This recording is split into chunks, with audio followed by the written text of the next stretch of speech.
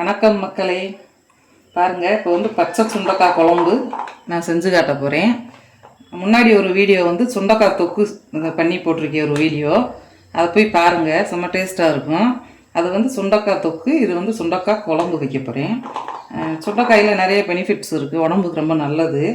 இதை வந்து நான் சுண்டைக்காயை அப்படியே ஃப்ரெஷ்ஷாக செடியிலேருந்து பறிச்சிட்டு வந்து கழுவி எடுத்து வச்சுருக்கேன். கழுவுன சுண்டைக்காயை இந்த மாதிரி நான் போட்டு லைட்டாக தட்டி தட்டி மட்டும் எடுத்து வச்சுக்கிறேன்.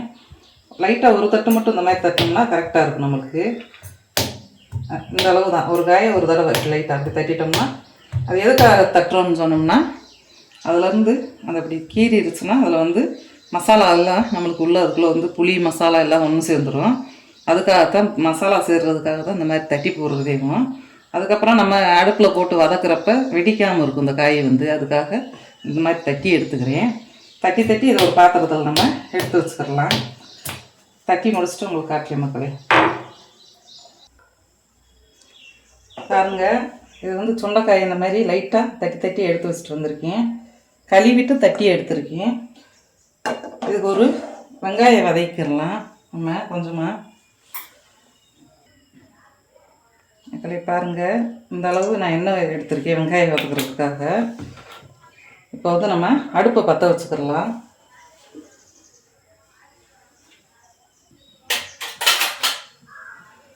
பாருங்கள், கொஞ்சமாக நான் எண்ணெய் ஊற்றிருக்கேன் வெங்காயம் வதக்குறதுக்காக. இப்போ வெங்காயம் போடுறதுக்கு முன்னாடி நம்ம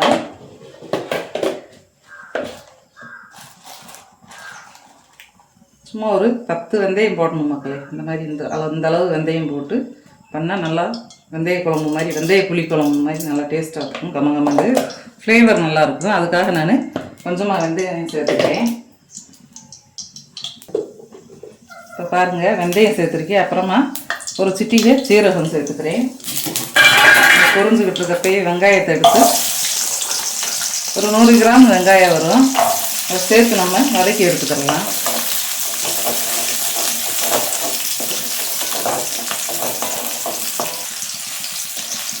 பாருங்கள், வெங்காயம் இப்போ நல்லா வதங்கிடுச்சு.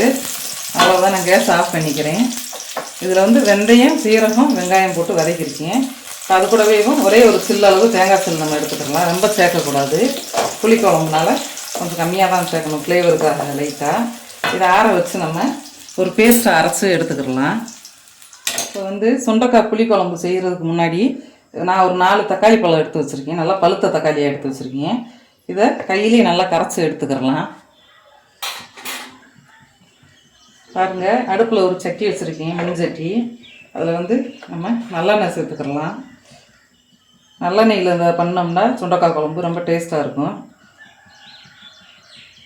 அந்தளவு எண்ணெய் ஊற்றிருக்கேன்.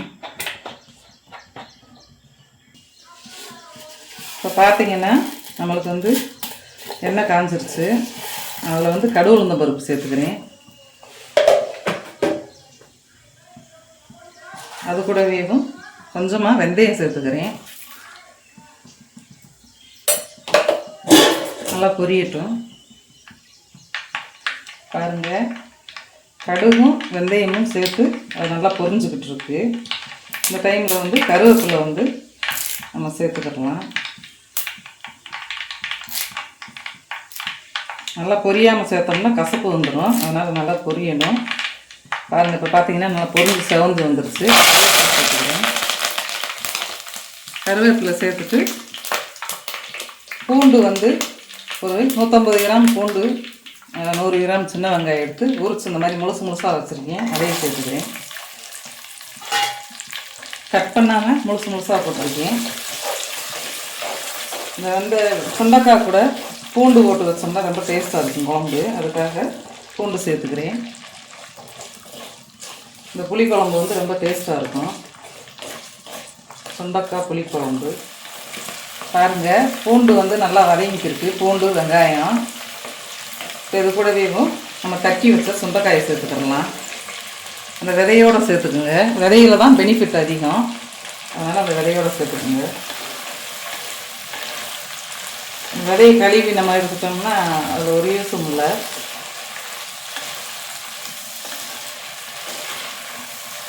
நல்லா வதக்கி எடுத்துக்கலாம். இப்போது இந்த சுண்டைக்காய் வதங்குறதுக்கு கொஞ்சமாக உப்பு சேர்த்துக்கிறேன். சுண்டைக்காயில் நம்மளுக்கு உப்பு பிடிக்கணும், அதுக்காக உப்பு சேர்த்து நான் இதை நல்லா வதக்கி எடுத்துக்கிறேன்.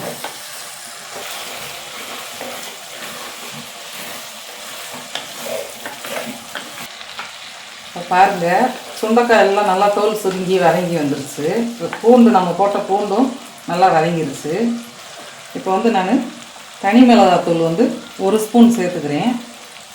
கொஞ்சம் காரம் இருக்குன்னு அதுக்காக 1 ஸ்பூன் சேர்த்துருக்கேன். இது காரத்துக்காகவும் இந்த எண்ணெயில் நம்ம போட்டோம்னா கொஞ்சம் கலரும் கிடைக்கும் நம்மளுக்கு, அதுக்காகவும் அந்த மாதிரி போட்டு நான் வதக்கி எடுத்துக்கிறேன். இந்த மிளகாத்தூளோட காரம் வந்து அந்த சுண்டைக்காயில் நல்லா சார்ந்துடும், அதுக்காக சுண்டைக்காயிலே போட்டு நம்ம வதக்கி எடுத்துக்கலாம். இந்த மிளகாத்தூள் போடுறப்ப தீயை வந்து சிம்மில் வச்சுக்கோங்க. லைட்டாக அப்படி வதக்கினா போதும், ரொம்ப நேரம் வதக்கணும்னு அவசியம் இல்லை. நம்மளுக்கு அந்த பச்சை வாசனை அந்த எண்ணெய் சூட்டுலேயே நம்மளுக்கு வதங்கிடும். இப்போ பாருங்கள், ஒரு 4 தக்காளியை நான் கரைச்சி வச்சுருந்தேன். அந்த தக்காளி இதில் சேர்த்துக்கிறேன். கையிலே போட்டு பிணைஞ்சு கரைச்சி எடுத்து வச்சுது அதை சேர்த்துக்கிறேன். இதையும் நல்லா வதக்கிடலாம், பச்சை வாசனை போகிற அளவுக்கு வதக்கிடலாம். இப்போ பாருங்கள், தக்காளி எல்லாம் நம்மளுக்கு வதங்கி எண்ணெய் பிரிஞ்சு வந்துடுச்சு. இப்போ வந்து வீட்டில் அரைச்ச குழம்பு மிளகாத்தூள் வந்து ஒரு 3 ஸ்பூன் சேர்த்துக்கிறேன்.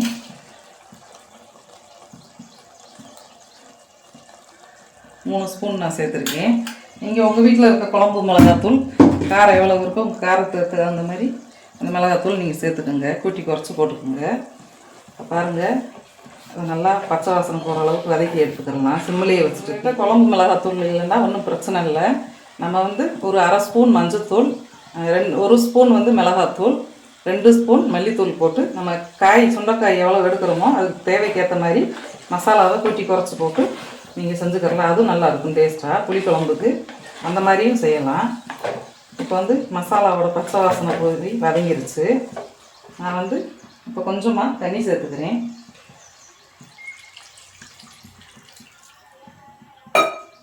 தண்ணி சேர்த்து நல்லா கலந்து விட்டுக்கிறலாம். வந்து நம்ம வெங்காயம் தேங்காய் தூள் வதக்கி அரைச்சி வச்சுருந்தோம், அந்த பேஸ்ட்டை நான் இதை சேர்த்துக்கிறேன். 100 கிராம் சின்ன வெங்காயம், ஒரே ஒரு தேங்காய் தூள் போட்டு கொஞ்சமாக வெந்தயம் கொஞ்சமாக சீரகம் போட்டு வதக்கி நான் இதை எடுத்து வச்சுருக்கேன். அதையும் நான் உள்ளே சேர்த்துக்கிறேன். பாருங்கள், தேங்காய் சேர்த்து நம்ம கலக்கி விட்டுக்கிறலாம்.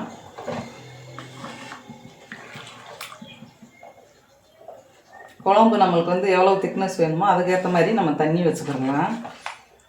பார்க்கவே கலர்ஃபுல்லாக இருக்கும் மக்களே. பாருங்கள், நான் இன்னும் கொஞ்சம் தண்ணி ஊற்றிக்கிறேன். இதுக்கு மசாலா எல்லாம் வேகணும், அதுக்காக கொஞ்சமாக தண்ணி ஊற்றிக்கிறேன்.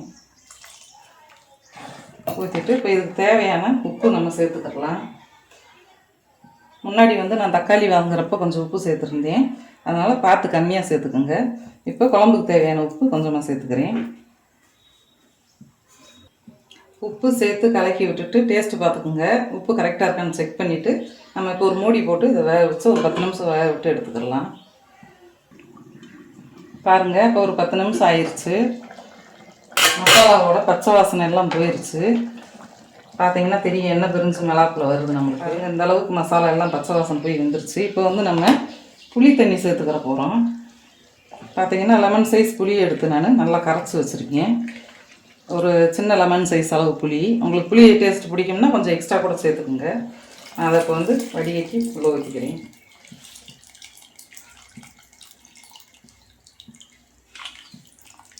ஒரு லெமன் சைஸ் புளி அளவு இருக்கிற புளி தண்ணி எல்லாத்தையுமே நான் உள்ளே சேர்த்துக்கிட்டேன். குழம்பு வந்து நிறைய பேர் கசப்பாக இருக்குன்னு நினைப்பீங்க, கசப்பே இருக்காது. அந்த மாதிரி புளிக்குழம்பு, புளி தொக்கு, சுண்டக்காய் தொக்கு அந்த மாதிரிலாம் வச்சு சாப்பிட்டோம்னா கசப்பே தெரியாது. நிறைய பெனிஃபிட் இருக்குது இந்த சுண்டைக்காயில். நம்மளுக்கு சுண்டைக்காய் உங்களுக்கு கிடைக்கிற டைம்லாம் இந்த மாதிரி செஞ்சு சாப்பிடுங்க, ரொம்ப டேஸ்ட்டாக இருக்கும். பாருங்கள், இந்த மாதிரி புளி தண்ணி ஊற்றி நான் கிண்டி விட்டுக்கிட்டேன். நான் இது கூடவே கொஞ்சமாக வந்து வெல்லம் சேர்த்துக்கிற போகிறேன். எனக்கு வந்து இனிப்பு டேஸ்ட் வந்து ரொம்ப பிடிக்கும், அதனால நான் வெல்லம் சேர்த்துக்கிறேன். உங்களுக்கு தேவையில்லை, உரப்பாக புளிப்பாக வேணும்னு நினச்சிங்கன்னா நீங்கள் வெல்லம் சேர்க்க தேவையில்லை, வெல்லத்தை ஸ்கிப் பண்ணிடுங்க. இதோட பச்சை வாசனை போகிற அளவுக்கு வேக விட்டு நம்ம எடுத்துக்கிடலாம். மூடி போட்டு தண்ணி ஊற்றி ஒரு 5 நிமிஷம் கொதித்து பச்சை வாசனை எல்லாம் நம்மளுக்கு போயிடுச்சு. நல்லா எண்ணெய் பிரிஞ்சு நல்லா மினுமினுண்டு குழம்பு நல்லா வந்துருச்சு. சுண்டைக்காய் பாருங்கள், கரையாமல் அப்படியே முழுசாக இருக்குது. இந்த மாதிரி தான் நம்ம சுண்டைக்காய் குழம்பு செய்யணும். பாருங்கள், பார்த்தாலே நல்லா இருக்குது சாப்பிட. இவ்வளவுதான் மக்களே, குழம்பு முடிஞ்சிருச்சு. நல்லா டேஸ்ட்டாக வந்திருக்கு. இதே மாதிரி நீங்களும் செஞ்சு சாப்பிட்டு பாருங்கள். சுண்டக்காய் குழம்பு அவ்வளோ டேஸ்ட்டாக இருக்கும் நம்மளுக்கு. பிடிச்சிருந்தா லைக் பண்ணுங்கள் மக்களே, சப்ஸ்கிரைப் பண்ணுங்கள், எங்கள் சேனலில் சப்ஸ்கிரைப் பண்ணுங்கள் மக்களே. தேங்க்யூ.